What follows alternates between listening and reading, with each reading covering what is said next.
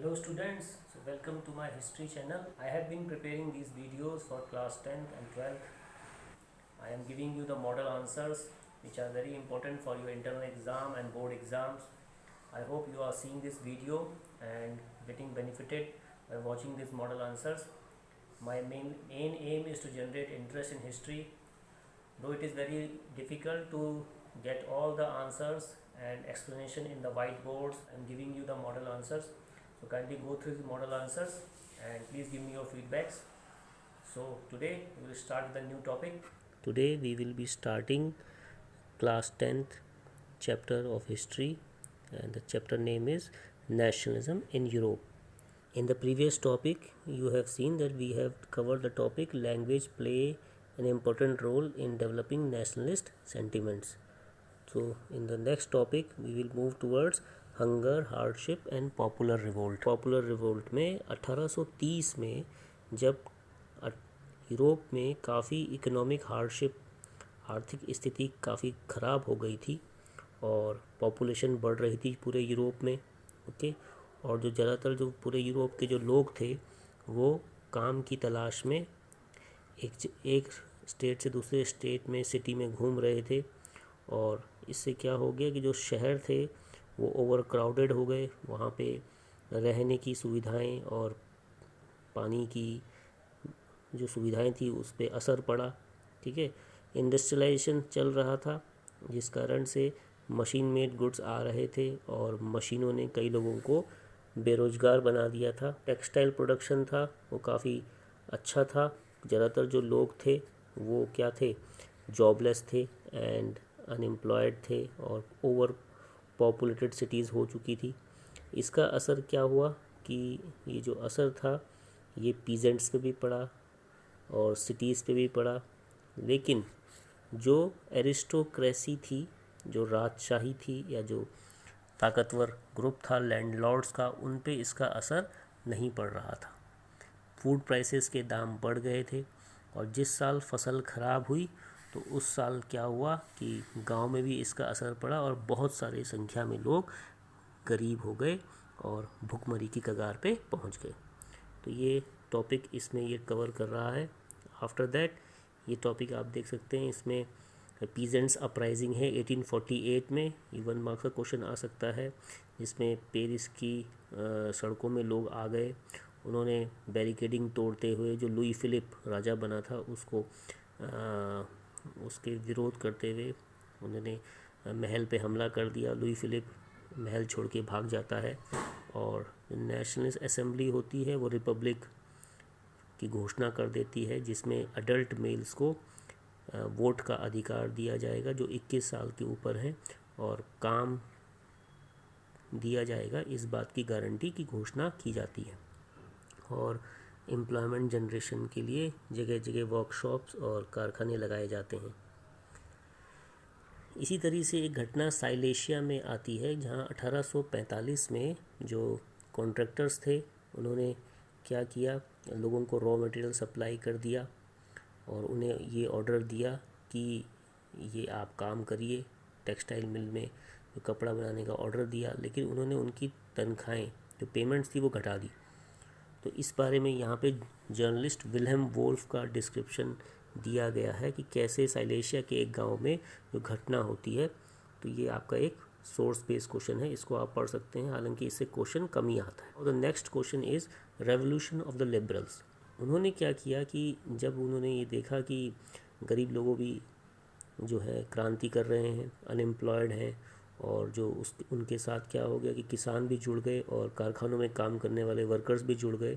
तो एक क्रांति का जन्म हो रहा था जिसको कि लीड कर रहे थे एजुकेटेड मिडिल क्लास और वर्कर्स। तो 1848 में फ्रांस में क्या हो गया कि मोनार्की को तो उखाड़ के फेंक दिया गया था, यूनिवर्सल सफराज वोट का अधिकार भी मिल गया था। तो यूरोप के अलग अलग देशों में ये चीज़ें अभी नहीं पहुंची थी, जैसे Germany, Italy, Poland, Austria Hungary, जो हमने मैप देखा था पिछले वीडियो में। इन जगहों पे ये जो मेरिट्स थे या जो वोट का अधिकार था या काम करने की जो घंटे तय करना या काम करने की जो वर्कशॉप्स थी या वो सब अभी तक नहीं पहुंची थी। विरोध हो रहा था मोनार्की के ख़िलाफ़, राजसत्ता के ख़िलाफ़, कि हमारे यहाँ भी एक कॉन्स्टिट्यूशन बनाया जाए, प्रेस को आज़ादी दी जाए और एसोसिएशन बनाने की भी आज़ादी दी जाए। जर्मनी के इलाके में कई सारी एसोसिएशन बनती है और उसमें मिडिल क्लास के प्रोफेशनल्स आते हैं, बिजनेसमैन आते हैं, ओके, और उसमें जो आर्टिस्ट होते हैं, वर्कर्स होते हैं, वो सब शामिल होते हैं और ये सब शामिल होकर फ्रैंकफर्ट में मिलते हैं और एक ऑल जर्मन नेशनल असेंबली का गठन करते हैं। ठीक है, तो 18 मई 1848, ये ध्यान रखिएगा, 831 लोग मिलकर एक जुलूस में गाजे बाजे के साथ फ्रैंकफर्ट पार्लियामेंट में शामिल होते हैं और वहाँ पे जो सेंट पॉल जो चर्च था वहाँ पे जमा होते हैं। वहाँ पे एक कॉन्स्टिट्यूशन बनाया जाता है जिसपे जो उसका कॉन्स्टिट्यूशन का जो हेड होगा वो राजा होगा, लेकिन वो पार्लियामेंट के द्वारा कंट्रोल होगा।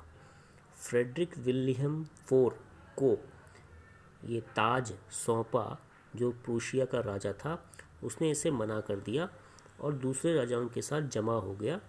ठीक है, और उसको बोला कि मैं इस चुनी हुई असेंबली का विरोध करता हूँ। राजा ने क्या बोला? राजा ने बोला कि मैं इस चुनी हुई असेंबली का विरोध करता हूँ और जो राजसत्ता थे या जो लैंडलॉर्ड पीपल थे, क्योंकि उनका विरोध बढ़ता जा रहा था और जो मिलिट्री थी वो भी उनके कंट्रोल में थी, लैंडलॉर्ड्स के, और जो राजा लोग थे उनके पास मिलिट्री वो भी उनके कंट्रोल में थी।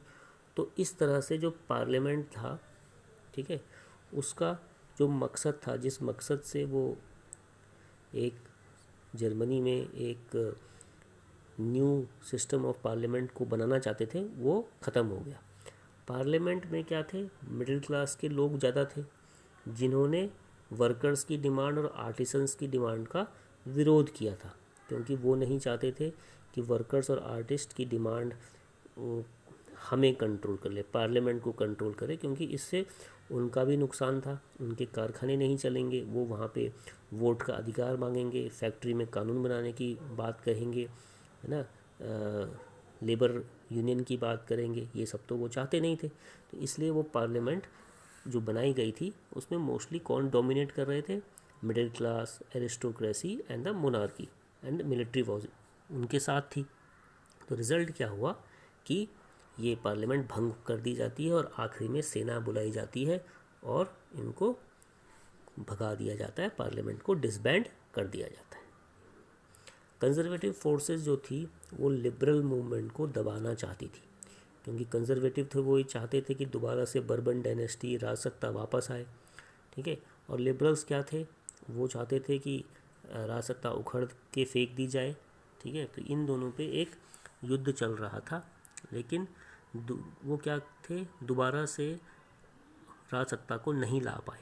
मोनार्क जो थे उनको ये लगने लग गया था, राजाओं को ये लगने लग गया था कि ये जो क्रांति का बार बार ये जो क्रांति चल रही है और हमें इनका दमन करना पड़ रहा है, इससे क्या होगा कि हमें आखिरकार इनकी बातों को मानना पड़ेगा, जो लिबरल नेशनलिस्ट रेवोल्यूशनरी चाहते थे, जो कि मजीनी के समय से जो क्रांति चल रही थी।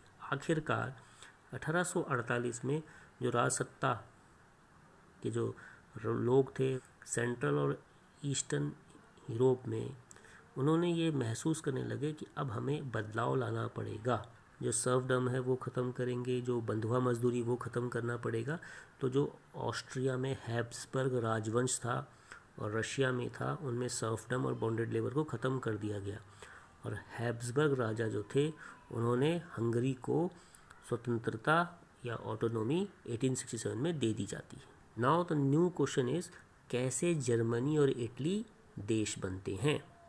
तो अभी हमने पीछे क्या क्या पढ़ा वो आप देख लेते हैं। यहाँ पे हमने एक क्वेश्चन कवर किया कि कैसे महिलाओं का बहुत ही लिमिटेड रोल था इस मूवमेंट में, इस डिमॉन्स्ट्रेशन में, उसके ऊपर एक क्वेश्चन आता है। देन हमने ये आपका एक पैराग्राफ है जिसमें आप महिलाओं के ऊपर पॉइंट को पढ़ सकते हैं, ये पैराग्राफ से भी थोड़ी आपको हेल्प मिलेगी। ठीक है, बट जो पैराग्राफ वाइज क्वेश्चन है उसमें आपको एक महिलाओं का क्वेश्चन आता है, role of women in the nationalist movements. Then Frankfurt parliament में जर्मनी में क्या हुआ था, कौन से राजा ने सत्ता छोड़ दी थी जब उसको ताज दिया गया था और उसने राजाओं के साथ मिल गया था और आखिरकार संसद भंग कर दी गई थी। ओके। और लिबरल्स का रिवोल्ट था। क्यों था ये रिवोल्ट? लिबरल्स चाहते थे कि जो ऑटोक्रेट है या जो एरिस्टोक्रेसी उसको ख़त्म कर दिया जाए। Now the next question is the making of Germany and Italy. 1848 में यूरोप में नेशनलिज्म जो था वो डेमोक्रेसी और रेवोल्यूशन से जोड़ दिया गया था। नेशनलिस्ट सेंटीमेंट्स जो थे वो ज़्यादातर कंजर्वेटिव्स के द्वारा चलाए जा रहे थे। वो ये चाहते थे कि दोबारा से राजशाही की वापसी हो। इन लोगों ने एक पार्लियामेंट चुनी थी और ये एक लिबरल के द्वारा एक इनिशिएटिव था कि लोगों ने मिलकर मोनार्की, कई राजाओं ने मिलकर और मिलिट्री के सपोर्ट से, जिसमें ज़्यादातर बड़े बड़े जमींदार थे जिनको जुंकर्स बोला जाता था रशिया में, ये उनकी एक कोशिश थी। उसके बाद से जो प्रूशिया था वो इन सब चीज़ों में लीड ले रहा था। प्रूशिया का काफ़ी अहम रोल था जर्मनी के यूनिफिकेशन में। तो इसका जो चीफ था वो था auto von Bismarck. Auto von Bismarck का काफ़ी इम्पोर्टेंट रोल था जर्मनी के यूनिफिकेशन में। ऑटो वन बिस्मार्क ने अहम रोल प्ले किया था प्रूशियन आर्मी को और ब्यूरोक्रेसी को साथ लाके जर्मनी के यूनिफिकेशन में। या how Germany came into being, what were the process that lead to the unification of Germany. क्या वो चरण थे जिसमें जर्मनी एक देश के रूप में प्रभुत्व में सामने आया। तो इसमें रोल ऑफ बिस्मार्क आता है, रोल ऑफ प्रूशिया आता है। और बिस्मार्क की लीडरशिप में जर्मनी ने ऑस्ट्रिया, डेनमार्क और फ्रांस के साथ लड़ाइयाँ लड़ी जाती हैं। 3 लड़ाइयाँ लड़ी जाती है 7 सालों में। इसमें प्रूशिया की जीत होती है और जर्मनी का यूनिफिकेशन पूरा होता है। जनवरी 1871 को प्रूशियन जो राजा था विलियम फर्स्ट, उसको जर्मन एम्परर वर्सेल्स के एक महल में घोषित कर दिया जाता है। फ़ोटो देख रहे हैं आप, इसमें जर्मनी के जो हॉल ऑफ मिरर्स है, वर्सेल्स के एक हॉल ऑफ मिरर्स में जर्मन एम्पायर की घोषणा की जा रही है, जिसमें जो सेंटर में है वो कैज़र, जो जर्मन राजा को उपाधि दी जाती है, वो खड़े हैं। प्रूशियन आर्मी के कमांडर इन चीफ खड़े हैं, जनरल वॉन रून, उन्हीं के बगल में बिस्मार्क खड़े हैं। तो ये एक पेंटिंग में आप देख सकते हैं। ये आपका क्वेश्चन चल रहा है कैसे जर्मनी अस्तित्व में आया। 18 जनवरी 1871 को जो ठंडी सुबह जर्मन असेंबली में बैठक होती है, जहाँ पे जर्मनी के राज्यों के सभी राजकुमार शामिल होते हैं, रिप्रेजेंटेटिव ऑफ आर्मी शामिल होते हैं, खास मिनिस्टर प्रूशिया के शामिल होते हैं। ऑटो वन बिस्मार्क उस हॉल ऑफ मिरर्स में शामिल होते हैं और वर्सेल्स के महल में न्यू जर्मन एम्पायर को घोषणा की जाती है, जिसमें कैज़र विलियम फर्स्ट प्रूशिया को राजा बना दिया जाता है। तो ये जो नेशन बिल्डिंग प्रोसेस था जर्मनी का, इसने प्रूशिया की पावर को दिखा दिया था। और जो आगे जो नए स्टेट थे जो भी बने, उन्होंने किस चीज़ की तरफ ध्यान दिया? मॉडर्न करेंसी की तरफ ध्यान दिया, बैंकिंग की तरफ, अपने लीगल सिस्टम को मजबूत किया, जुडिशियल सिस्टम को मजबूत किया। और ये जो प्रोसेस था, ये जो टेक्निक्स थी, ये जो प्रैक्टिस थी, ये पूरे जर्मनी में एक मॉडल के रूप में सामने आती है, जैसा कि प्रूशिया में हुआ था। ओके स्टूडेंट्स, तो ये टॉपिक चल रहा है, ये जर्मनी का मैप आप देख सकते हैं। Now this is the Prussia जो हमने पहले पढ़ा था। ये ऑस्ट्रियन एम्पायर है जहाँ पे हैब्सबर्ग रूलर रूल करते थे। नेक्स्ट क्वेश्चन आता है कि इटली का यूनिफिकेशन कैसे होता है। जर्मनी की ही तरह 19वीं शताब्दी में 1850 के मध्य में इटली 7 राज्यों में बटा हुआ था। ठीक है, सार्डिनिया, पीडमोंट, जिसमें इटली के राजवंश रूल करता था। उत्तरी दिशा में जो सेंट्रल एरिया था उसमें पोप, जो क्रिश्चियन चर्च का जो हेड था, वो रूल करता था। और जो दक्षिणी इलाका था, जो बर्बन किंग्स स्पेन के, वो रूल करते थे। दोबारा एक बार देख लीजिए, इटली जो था वो 7 राज्यों में बटा हुआ था। सार्डिनिया, पीडमोंट, यहाँ पे इटली का राज परिवार रूल करता था। उत्तरी दिशा में, नॉर्दर्न एरिया में ऑस्ट्रिया के हैब्सबर्ग रूलर रूल करते थे। सेंटर में पोप का कब्जा था। और जो दक्षिणी इलाका था वहाँ पे स्पेन के बर्बन राजवंश रूल करते थे। इटली जो था उसकी अभी तक भाषा भी एक कॉमन फॉर्म एक्वायर नहीं कर पाई थी कि एक कॉमन रूप में इटली में कैसी भाषा बोली जाएगी, इसका भी अभी तक डिसीजन नहीं लिया पाया था। इसमें कई सारे प्रांतीय और लोकल वेरिएशन मौजूद थे। यहाँ आप देख सकते हैं ओटो वन बिस्मार्क का कैरिकेचर है, कैसे वो जर्मनी की पार्लियामेंट में कोड़ा चलाते हुए दिखाई दे रहा है और सारे लोग छुप रहे हैं। तो इतनी पावर बिस्मार्क ने अख्तियार कर ली थी।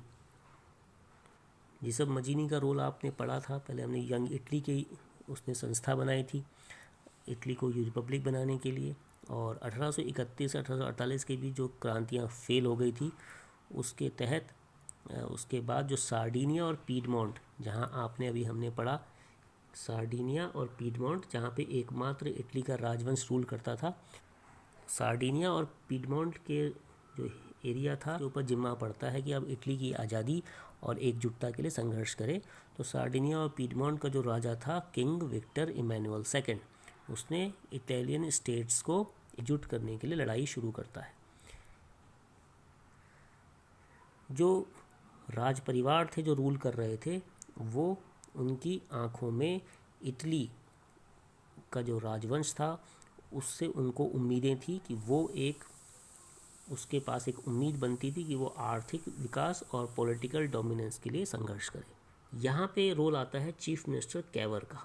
ये भी बिस्मार्क की तरह एक और व्यक्ति है जिसके ऊपर काफ़ी क्वेश्चन आ सकता है, इसका भी काफ़ी कंट्रीब्यूशन था। कैवर जो था उसने एक आंदोलन चलाया इटली के राज्यों को एकजुट करने के लिए। कैवर जो था वो ना तो क्रांतिकारी था ना वो डेमोक्रेट था, लेकिन कई सारे जो समृद्ध परिवार थे, वेल्दी जो लोग थे इटली के राजवंश में और जो पढ़े लिखे लोग थे, उन्हीं की तरह वो फ्रेंच भी बोलता था और इटली भी ठीक ठाक अच्छी तरह से जानता था।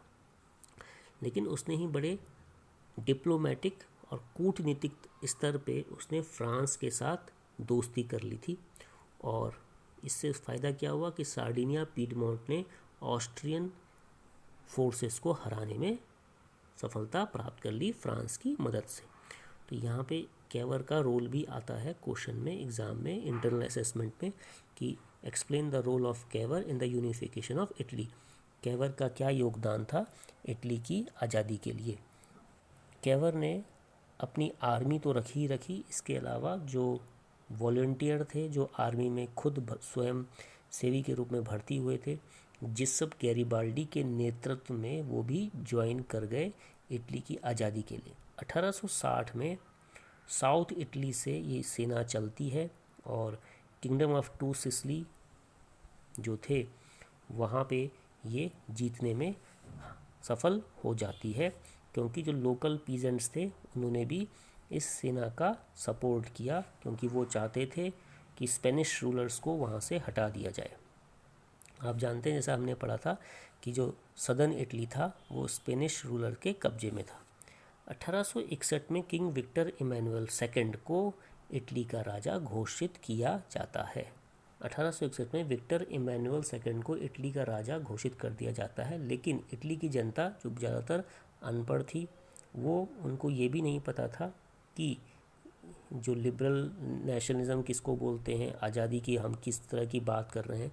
जो ज़्यादातर पीजेंट्स जो लोग थे उन्होंने गैरिबाल्डी को सपोर्ट किया, ठीक है, और गैरिबाल्डी का ये नारा था ला टालिया, ठीक है। तो इटली की जो जनता थी, जो अनपढ़ किसान थे, उनका ये मानना था कि ला टालिया जो है वो किंग विक्टर जो राजा था उसकी वाइफ का नाम है और उसकी आज़ादी के लिए वो संघर्ष कर रहे हैं। तो ये दो क्वेश्चन आज हमने देखे कि कैसे इटली अस्तित्व में आया, role of Garibaldi, role of Bismarck, role of Mazzini, role of Cavour. तो ये आपने बड़े ध्यान से करना है। मैं इस इटली के मैप को याद करने के लिए मैं आपको कुछ कोड वर्ड बताता हूँ।